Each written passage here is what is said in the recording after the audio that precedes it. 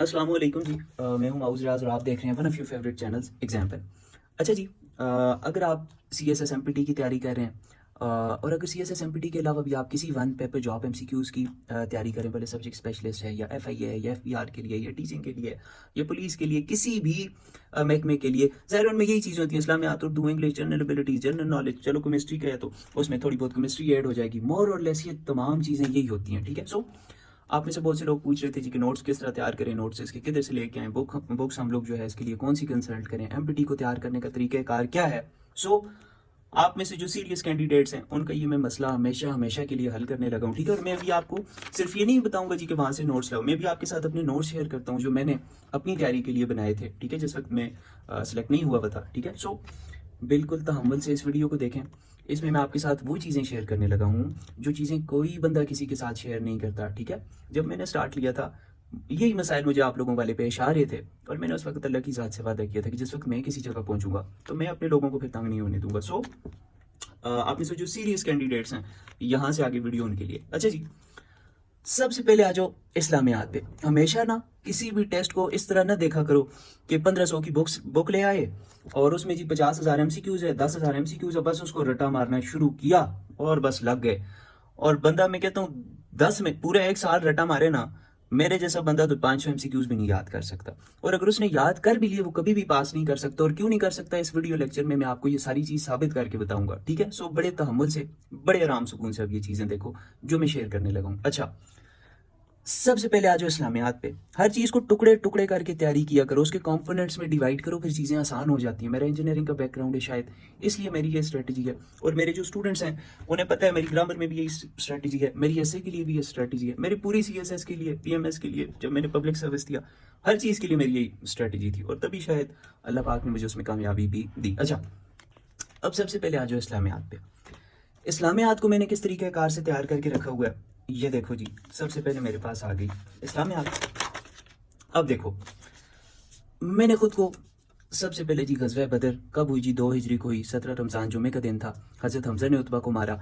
ये वो तमाम पुराने एमपीटीज देखो, पुराने जॉब के टेस्ट मैंने उठाए। ठीक है, आपको बड़ी मेहनत करनी पड़ती है। ठीक है, अब इसमें देखो हर जो चीज़ लिखी हो ना, गज़वा बदर का जिक्र की सूरत में, सूरह अनफाल में, गज़वा बदर में अबू जहल कत्ल हुआ और 70 गुलाम आए जबकि 14 शहादतें हुई। ये चीज़ें एमसीक्यूज होती हैं, 14 ये 70 गुलाम, अबू जहल कत्ल हुआ। गज़वा बदर को यौमुल फुरकान भी कहा जाता है। हर चीज़ मैंने पुराने टेस्टों से उठाई हुई है। ठीक है, उसको मैंने अपने पास दिया हुआ है तरतीब। ठीक है, गजवा जी 3 हिजरी को हुजूर सल्लल्लाहु अलैहि वसल्लम का दांत वो पूछते होते हैं जी कि किस गजवा में शहीद हुआ। ठीक है जी, 9 मुसलमानों की बदनज़मी की वजह से कौन से जंग में हमें जो है नुकसान उठाना पड़ा जी। ठीक है, और तीरंदाजों के लीडर कौन थे जी, हजरत जैद बिन साबित थे जी। ठीक है, सो इस तरीके कार से ये देखो, गजवात जहाद फर्ज हुआ जी 2 हिजरी में। कताल का मतलब क्या है जी, कुरान करीम में कुल 12 गजवात का जिक्र है। ये तमाम चीज़ें जो हैं ये होते हैं जी एमसीक्यूज।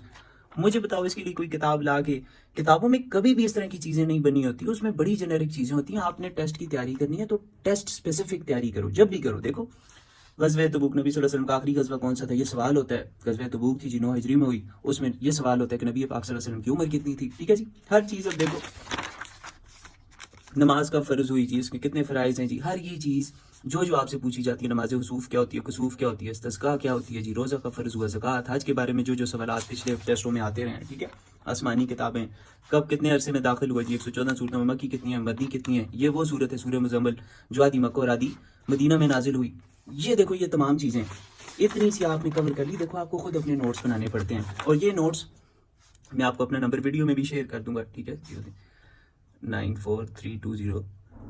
ठीक है, और आप जो है मुझसे कांटेक्ट करके, ये बिल्कुल फ्री ऑफ कॉस्ट, मुझे यार आप लोगों से कोई पैसे, कोई हिडन चार्जेस नहीं चाहिए। आप मुझे मैसेज करके ये अपने नोट्स जो है मुझे बता देना, मैं आपके साथ शेयर कर दूंगा। टिकटॉक का मैं अपना लिंक भी दे दूंगा, वहाँ पे जाओ और आपको मेरे एक बायो में एक ग्रुप लिंक मिलेगा। ठीक है जी, तो उस ग्रुप को ज्वाइन करो, उसमें मैं ये तमाम चीज़ें, बड़ी ज़बरदस्त चीज़ें मैं शेयर करता रहता हूँ। जो लोग उस ग्रुप में हैं उन्हें पता है। अच्छा, फिर आ जाओ उर्दू की तरफ।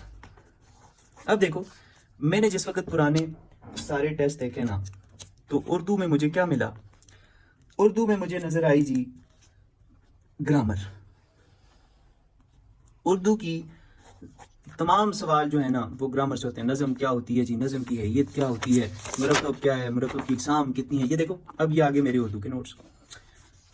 अगर 100% नहीं ना तो जब भी कभी 20 सवाल आए हैं, 18 के 18 मैंने इन नोट से कवर किए हैं। जिस टेस्ट में 10 थे या 9 या 10 मैंने कवर किए हैं, इसके बाहर कभी भी सवाल नहीं आया। देखो, और आप पुराने टेस्ट उठा के देखो ना, नज़म की एग्जाम क्या है जी, मक्ता मक्ता पे सवाल आ जाए, मनकबत किसे कहते हैं जी, साहबा कराम के औसाफ बयान किए हैं, कसीदा क्या होता है जी, आज़ाद नज़म क्या होती है जी, जिसमें रतीब काफिया बैर की पाबंदी से आज़ाद होती है। ये देखो इसम की एग्जाम बले हाजिमानी, फिर इनमें से जिन जिन चीज़ों पे MCQs आते हैं, ठीक है, जुमलों की एग्जाम, सनद क्या होती है, सनद की एग्जाम, ज़रबुल मिसल, तमाम चीज़ों को आप अपने लिए तैयार करोगे पुराने टेस्टों की बुनियाद पर, ठीक है। ये देखो अब ये टेंसेस आ गए उर्दू के, ये चीज़ें देखो, हरूफ अतफ क्या होता है, सवाल होता है जी, हरूफ जार क्या होता है, ये देखो अल्फाज दो किस्म के होते हैं, कलम और वो इसम जो किसी फ़ाइल या मफूल की हालत को ज़ाहिर करे इसमें हालिया कहलाता है, ठीक है। उर्दू कवायद के कितने ऐसे होते हैं, 3 ऐसे होते हैं जिसमें ज़मीर जिस इसम की जगह बोला जाए उसे क्या कहते हैं, उसे मर्जा कहते हैं। ये तमाम जो हैं ये उर्दू के MCQs आ गए। इधर से आपकी कवर हो जाती है जी उर्दू। मैं आपको बता ये रहा हूँ कि ये नहीं है कि अब ये जी मैं कोई फकी बता रहा हूँ कि ये फकी है, ये आपके पास होगी तो आप लोग क्लियर कर जाओगे, नहीं, मैं आपको तरीका कार बता रहा हूँ। एक तो ये चीज़ें भी हेल्प आउट करेंगी, बहुत ज़्यादा हेल्प आउट करेंगी, मगर तरीका आपको आना चाहिए किसी भी एग्जाम को टैकल करने का। तीसरी चीज़ देखो इंग्लिश, अब देखो 50 नंबर आ गए हैं, बात हो गई है बड़ी। अब ज़ाहिर है 50 नंबर में एक कोई चीज़ नहीं होगी, इधर तो चलो 20-20 नंबर थे, एक चीज़ में गुजारा चल गया। देखो कॉमन सेंस भी कोई चीज़ होती है। अब इंग्लिश जिस वक्त आप देखोगे ना, पुराने MPT उठा के देखोगे या पुराने जॉब से कोई चीज़ उठा के देखोगे, आपको इंग्लिश में क्या मिलेगा, सबसे पहले मिलेगी वोकैबुलरी। हर चीज़ को मैंने कहा डिवाइड कर दो पार्ट्स में, ठीक है। वोकैबुलरी हर बंदे का अपना ओपिनियन है, मेरे ओपिनियन के मुताबिक वोकैबुलरी कभी भी बंदा तैयार नहीं कर सकता, इसके लिए टाइम बंदे को ज़ाया नहीं करना चाहिए। उसके बाद आ जाता है जी ग्रामर का यूजेज, ठीक है, ग्रामर यूजेज। अब ग्रामर यूजेज में क्या क्या चीज़ें होती हैं, ठीक है, मैं आपको बताता हूँ। सबसे पहले आ जाते हैं जी पार्ट्स ऑफ स्पीच, उनकी आइडेंटिफिकेशन। और अभी मैं बताता हूँ आइडेंटिफिकेशन क्या चीज़ होती है। इंग्लिश के बड़े ज़बरदस्त नोट्स मेरे पास पड़े हुए हैं, ठीक है। ये नाउन है, इसकी टाइप्स हैं, प्रोनाउन है, एडवर्ब हैं, हर चीज़। ये देखो एडजेक्टिव है उनकी, ये टाइप्स हैं, conjunctions, complex sentence, compound sentence. ये देखो प्रीपोजिशंस ऑन किधर यूज़ होता है, इन किधर यूज़ होता है, each and everything I am going to tell you, okay. अब देखो पार्ट्स ऑफ स्पीच की आइडेंटिफिकेशन आपको आनी चाहिए, ठीक है जी। उसके बाद कॉम्प्रीहेंशन। अब इसमें देखो ग्रामर यूज में पार्ट्स ऑफ स्पीच आ जाते हैं, सेंटेंसेस आ जाते हैं, उनकी टाइप्स ही कॉम्प्लेक्स, कंपाउंड, सिंपल। फिर आ जाता है जी कंडीशनल सेंटेंसेस। कंडीशनल सेंटेंसेस में भी 4 टाइप्स होती हैं जी, 0 conditional, first conditional, second conditional, third conditional. फिर आ जाते हैं जी फ्रेजेस, क्लॉजेस, इनकी टाइप्स। आपको ये तमाम चीज़ें जिस वक्त तक पहचाननी नहीं आती, उस वक्त तक आप कोई भी बुक लेके रट्टा मार लो ना, और अभी मैं साबित करता हूँ ये चीज़, आप लोग कभी भी पास नहीं कर सकते, ठीक है। अब देखो फॉर एग्जाम्पल, ये मेरे पास इंग्लिश है ना, देखो अब इंग्लिश फॉर एग्जांपल, ये देखो ये मेरे पास नाउन है, मुझे पता है इसकी ये टाइप्स हैं। एनिमेट नाउन जिंदा को कहते हैं, इनएनिमेट मुर्दा को कहते हैं।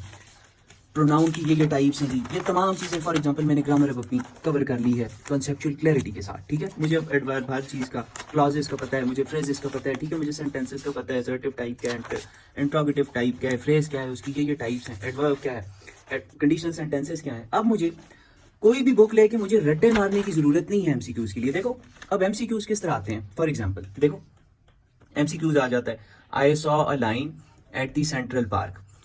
अब आपसे पूछ लिया जाता है जी कि सेंट्रल पार्क इसमें क्या चीज़ है। अगर तो आपको कॉन्सेप्चुअल क्लैरिटी है, देखो तो आप बता दोगे। अब अगर आपको ऑप्शंस ये दिए हुए हैं, कॉमन नाउन है जी, या कंपाउंड नाउन है जी, या प्रॉपर नाउन है जी, या एब्स्ट्रैक्ट नाउन है, आप बता दोगे जी ये प्रॉपर नाउन है, अगर आपको प्रॉपर नाउन या कॉमन नाउन की कॉन्सेप्चुअल क्लैरिटी है, ठीक है जी। आपने याद कर लिया। अब याद करने के नुकसान बताता हूँ। आपने बुक में पढ़ा सेंट्रल पार्क प्रॉपर नाउन है, आपने याद कर लिया। अब एग्जामिनर तो बड़ा चालाक है, उसने अगली दफा दी यही चीज, ऑप्शंस नीचे उसने कर लिया जी तब्दील, ठीक है। अब उसने क्या दे दिया, inanimate noun, proper noun, singular noun, concrete noun, all of the above. इनमें से कौन सा है जी। अब जो मेरी तरह का सादा जिसने ये याद किया हुआ प्रॉपर नाउन है, वो लगाएगा प्रॉपर नाउन और वो हो जाएगा गलत। ये है ऑल ऑफ द अबव। अगर आपको concrete noun, singular noun, proper noun और इनएनिमेट नाउन की कॉन्सेप्चुअल क्लैरिटी है, आपको पता हो कि भाई जो चीज जिंदा नहीं होती मुर्दा होती है, उसे इनएनिमेट नाउन कहते हैं। क्या सेंट्रल पार्क जिंदा है कि मुर्दा है? मुर्दा है जी। इनएनिमेट नाउन की तारीफ पे पूरा उतरता है, प्रॉपर नाउन की तारीफ पे ये पूरा उतरता है, वो तो हमने देख लिया। सिंगुलर नाउन है कि प्लूरल है? हाँ जी भाई सिंगुलर नाउन भी है। कंक्रीट नाउन जिसे आप अपनी सेंसेस से परसीव कर सकें, या देख सकें, या सूंघ सकें, या टच कर सकें, या फील कर सकें, ठीक है जी, तो आप लोग इसे अपनी सेंसेस से परसीव कर सकते हैं। तो आया फिर ये ऑल ऑफ द अबव का ऑप्शन इसके लिए ठीक होगा, ठीक है। अब देखो the water in the pool is cold, अब जी ये अगर एग्जामिनर ने आपको ऑप्शन दिए हुए हैं तो आपको पता है कि ये कंक्रीट नाउन होगा, इसे हम अपनी सेंसेस से फील कर सकते हैं। बट ऊपर एमसीक्यूज ये है, ऑप्शन अगर नीचे ये आ जाते हैं, एनिमेट नाउन है, इनएनिमेट नाउन है, काउंटेबल है कि अनकाउंटेबल है, फिर यहाँ पे ये इनएनिमेट नाउन कंसिडर होगा। सो मकसद ये चीजें बताने का ये है कि आपको होनी चाहिए कॉन्सेप्चुअल क्लैरिटी। अगर आपको नहीं पता कि when will the party start में व्हेन क्या है, अगर आपको एडवर्ब्स का नहीं पता, अगर आपने एडवर्ब की टाइप्स का नहीं पता, ठीक है, अगर आपने एडवर्ब को ठीक तरीके कार से नहीं पढ़ा, देखो अगर आपने इस चीज को ठीक तरीके कार से पढ़ो फिर तो आपको पता होगा कि एडवर्ब्स की टाइप्स होती हैं जी, और व्हेन कौन सी टाइप्स में आता है। देखो इंट्रोगेटिव एडवर्ब है व्हेन, वेयर, तो फिर आप बता दोगे जी कि इंट्रोगेटिव एडवर्ब है, ठीक है, आपको याद करने की जरूरत ही नहीं है। The movie was very exciting में वेरी क्या है, ये टुडे क्या है, एडवर्ब है, कौन सा एडवर्ब है। अब आप अगर आपने इसकी टाइप सारी पढ़ी हुई हैं तो आपको पता होगा जी एडवर्ब ऑफ टाइम है टुडे, टुमारो, ठीक है। तो आपको फिर किसी किताब से एमसीक्यूज रटने की जरूरत नहीं है। देखो अब नीचे वर्ब आ गया, वर्ब की भी वही बात है, द लाइन इज हंग्री। अगर तो आपको पता है कि ये इस जो है आपने याद किया हुआ था जी कि कॉप्यूलर वर्ब है, जैसे लिंकिंग वर्ब कहते हैं, ठीक है, आप लिंकिंग वर्ब लगा दोगे। मगर अगर आपको मेन वर्ब की डेफिनेशन का नहीं पता, एक चीज कभी भी एक नहीं होती कि बस एक चीज जो है वो हमेशा लिंकिंग वर्ब ही होगी, नहीं, एक वर्ड कभी कभी 10 चीजों की डेफिनेशन पे पूरा उतरता है, ठीक है। ये नहीं है कि एक चीज जो आपने याद कर ली तो बस वो वही थी, नहीं, आपको कंसेप्चुअल क्लैरिटी होनी चाहिए। एक एक चीज 10-10 चीजों की डेफिनेशन पे पूरी उतरती है। अब देखो एडजेक्टिव है, ये लिखा हुआ जी, I like her beautiful red big rose. इसका ठीक ऑप्शन ये है जी, आपने ठीक है जी रट लिया जी कि ये एमसीक्यूज था, इसका ठीक ऑप्शन था ये। एग्जामिनर ने अगली दफा ये चीज आपको दे देनी है। क्यों? अगर देखो जब तक आपको ये कॉन्सेप्चुअल क्लैरिटी नहीं है कि इसमें गलती क्या थी, इसमें गलती दरअसल ये थी कि ये बिग रेड के बाद कभी भी नहीं आता। साइज हमेशा देखो, साइज हमेशा कलर से पहले आया करता है, इसलिए हमने साइज को पहले लाया, कलर को बाद में लाया। एडजेक्टिव में इस किस्म की जो है आपके पास एक पोजीशनिंग होती है। अब इधर आपको जिस वक्त तक कॉन्सेप्चुअल क्लैरिटी नहीं है, आप किस तरह आपको पता चल जाएगा जी कि ये जो है anti French wooden clock antique जो है ये ओल्ड से पहले आएगा, ठीक है। आपको ये चीज किस तरह पता चलेगी कि भाई ये जो ओपिनियन है ये किस जगह पे आएगी, एज जो है वो किस जगह पे आएगी, ठीक है। एज हमेशा बाद में आएगी, ओपिनियन हमेशा पहले आएगी। जब आपको ये कॉन्सेप्चुअल क्लैरिटी होगी, अब आपको 20 एमसीक्यूज याद करने की जरूरत ही नहीं है। आपको ये उसूल पता लग गया है, इस पे भले एग्जामिनर लाख तरह का सवाल डिजाइन करे, बस आपको इसकी कॉन्सेप्चुअल क्लैरिटी हो गई है, बात हो गई है, खत्म, ठीक है। ये मेरे क्लासेस के लेक्चर्स हैं, ये उनमें से मैंने कुछ चीज़ें आपको समझाने के लिए आपके सामने रखी। अच्छा जी, इंग्लिश भी हमने कवर कर ली जी, ओके जी, इंग्लिश हमने कवर कर ली। अब हम आ जाते हैं जी जनरल एबिलिटीज़ वाली बात पे। देखो जनरल एबिलिटीज़ में क्या चीज़ें आती हैं, शायद मेरा इंजीनियरिंग का बैकग्राउंड है, मैंने कभी इस पर नोट्स नहीं लिए।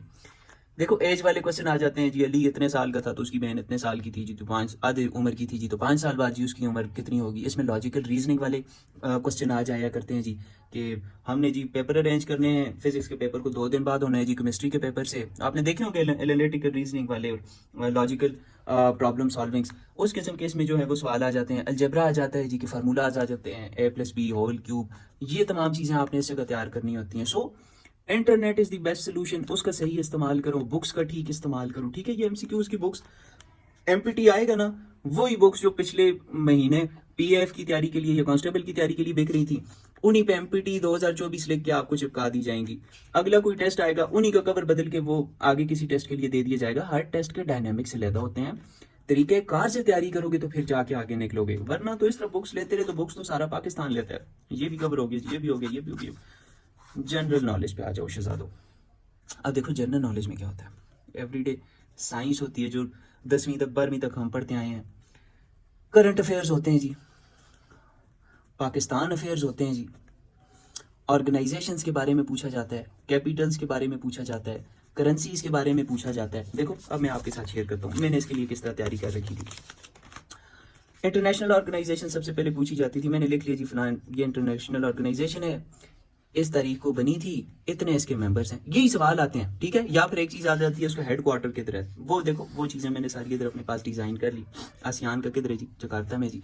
या आगे वो चीजें जो कहीं किसी जगह मैंने कोई ऐसा एमसीक्यूज देखो आईसी के बारे में कि हाँ भाई ये चीज भी पूछी जा सकती है। तो आईसी की कितनी ऑफिशियल लैंग्वेजेस हैं जी, 3 ऑफिशियल लैंग्वेजेस हैं जी, आपको पता होना चाहिए जी।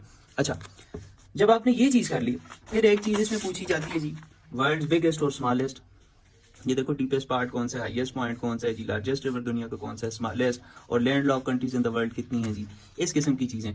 दुनिया में सबसे बड़ा ओशन कौन सा है, फिर छोटा फिर छोटा। फिर करेंसीज और कैपिटल्स पूछे जाते हैं जी। ऑस्ट्रिया का कैपिटल क्या है जी, वियना है जी। रशिया का क्या है जी, मॉस्को है जी। करेंसी भी पूछ ली जाती है, रबल है जी, इसकी यूरो है जी, ठीक है। इस तरह की देखो ये तमाम चीज़ें मेरे पास तैयार हुई हुई हैं। फिर ये पूछा जाता है साउथ एशिया में जी, पूछा जाता है श्रीलंका आता है जी साउथ एशिया में। अगर आपको ये चीज़ें क्लियर हैं कि साउथ एशिया में कौन कौन सी कंट्रीज आती हैं, साउथ ईस्ट एशिया में कौन कौन सी आती हैं, सेंट्रल एशिया में कौन कौन सी आती हैं, सार्क। अब देखो south Asian association, south Asian association for regional cooperation है। अब अगर आपको पता है कि साउथ एशिया में कौन सी कंट्रीज आती हैं तो आपको ऑटोमेटिकली सार्क के मेंबर्स का पता चल गया, ठीक है। साउथ ईस्ट एशिया में अगर आपको पता है कौन कौन सी कंट्रीज आती हैं, association of south east Asian Nations में आपको पता चल गया कि भाई इसके मेंबर्स कौन कौन होंगे। सो देखो अब फिर ये पूछा जाता है जी important border line 17th parallel किसे कहा जाता है जी, ये सेपरेट करती है जी वियतनाम और नॉर्थ वियतनाम और साउथ वियतनाम को, ये डिवाइड करती है जो लाइन उसे 17th पैरेलल लाइन कहा जाता है। इंपॉर्टेंट बॉर्डर्स हैं ये दुनिया के, इनके बारे में अक्सर जो है वो सवाल कर दिया जाता है जी। फिर देखो पाकिस्तान के बॉर्डर्स जी कितनी कितनी लेंथ है जी, चाइना के साथ जो बॉर्डर है उसकी कितनी लेंथ है, इंडिया के साथ जो बॉर्डर है, डेजर्ट ऑफ पाकिस्तान बड़ा कौन सा है, छोटा कौन सा है, कौन से सूबे में वाक़ई है, डैम्स ऑफ पाकिस्तान कौन सा बड़ा है, कौन सा छोटा है, कौन से रिवर पे कौन सा डैम बना हुआ है, ठीक है। माउंटेन्स ऑफ पाकिस्तान के बारे में कुछ सवाल आ जाते हैं, ठीक है। फिर एमपीटी में तो ये प्री पार्टीशन वाला बहुत कम आता है, मगर ये जो दूसरे जॉब एमसीक्यूज होते हैं इनमें लाजमन आता है प्री पार्टीशन। अब देखो प्री पार्टीशन मैंने कैसे तैयार किया, वॉर ऑफ इंडिपेंडेंस, उसके देखो जितनी चीजें पिछले मुझे टेस्टों में मिली मैंने उठा के लिख ली कि वॉर ऑफ इंडिपेंडेंस से ये चीजें पूछी जाती हैं। सर सैयद अहमद खान से ये चीजें पूछी जाती हैं। Mayo college was inaugurated by Lord Lytton in 1877 Aligarh में जी। इंडियन नेशनल कांग्रेस, हर पॉइंट को देखो मैंने डिस्कस कर लिया। पार्लियामेंट और रिफॉर्म्स, तमाम चीजें जिधर जिधर से जो जो चीजें पूछी जा सकती हैं, जो पूछी जाती हैं, बहुत सारा आपको काम करना पड़ता है। देखो इवेंचुअली मेरे पास जब ये नोट्स बन गए तमाम हर एक सब्जेक्ट के मेरे पास बन गए, जनरल नॉलेज के बन गए, पाकिस्तान स्टडीज, देखो ये चीज़ें पूछी जाती हैं कि पहले गवर्नर जनरल कौन थे, सेकंड कौन थे, थर्ड कौन थे, फोर्थ कौन से, फिर प्रेसिडेंट टोटल आज तक कितने आए हैं जी, पहला कौन सा था, दूसरा कौन सा था, तीसरा कौन सा था। देखो आगे मैंने डेट्स लिखने हैं, प्राइम मिनिस्टर्स का लिखा हुआ है। आपसे पूछा जाता है जी 1988 से 1990 तक कौन था जी, 90 से 93 तक कौन था जी, 93 से कभी कभी ये भी पूछ लिया जाता है अक्टूबर 1993 से 1996 के कौन से महीने तक बेनज़ीर भुट्टो की हुकूमत रही। हाँ जी नवंबर तक रही, नवंबर 1996 तक रही। सो इस किस्म के कॉन्स्टिट्यूशन से आपको सवाल कर दिए जाते हैं, 1956 से कर दिए जाते हैं, 1962 से कर दिए जाते हैं। सो ये चीज़ें मेरे पास तैयार होगी। बस जब मैंने ये चीज़ें अपने पास तैयार कर ली, देखो इस्लामियात, Urdu, English, general abilities, general knowledge, Pakistan affairs मुझे तैयार है, प्री पार्टीशन मुझे तैयार है। अब कोई भी टेस्ट आ जाए ना, और मैं जिस टेस्ट में बैठूँ अल्लाह के हुक्म से मैं टॉप 10 पोजीशंस में रहा हूँ, ठीक है। एफपीआर के लिए अगर बैठा हूँ या फेडरल सेक्रेटेरिएट के लिए बैठा हूँ या जिस भी टेस्ट के लिए बैठा हूँ, I was in the top 10 अल्हम्दुलिल्लाह। टॉप 15, टॉप 20 से नीचे तो गया ही नहीं, ठीक है। सो उसके पीछे चीज़ क्या थी, उसके पीछे तैयारी का ये तरीक़ाकार है। सो आप लोग भी जिस वक्त अपने नोट सीएसएस के लिए बना रहे हो, किसी और सब्जेक्ट के लिए बना रहे हो, हर चीज़ को लॉजिकली देखो, फिर उसको डिवाइड करो। न लोगों के पीछे घूमो मुझे नोट्स दे दो, हर बंदे के अपने नोट्स होते हैं, अपने तरीक़ेकार होता है, ठीक है। फिर उन चीज़ों को डिवाइड करके अपने लिए खुद नोट्स बनाओ, भले करंट अफेयर्स की तैयारी कर रहे हो या इंटरनेशनल रिलेशंस की कर रहे हो या फिलोसफी की कर रहे हो। और सबसे ज़्यादा मदद उठाओ पास्ट पेपर से। पास्ट पेपर आपको वो रास्ता बता देते हैं जी कि आगे आपने किधर जाना है। समझ आ गई? बाकी ये नोट्स विदाउट एनी एक्सपेंस, यार कोई मुझे आपसे 200 500 700 हज़ार नहीं चाहिए। कांटेक्ट कर देना मुझे इस नंबर पे और आपको मैं ये नोट्स बस मुझे बता देना, आपको मैं ये नोट्स सेंड कर दूंगा।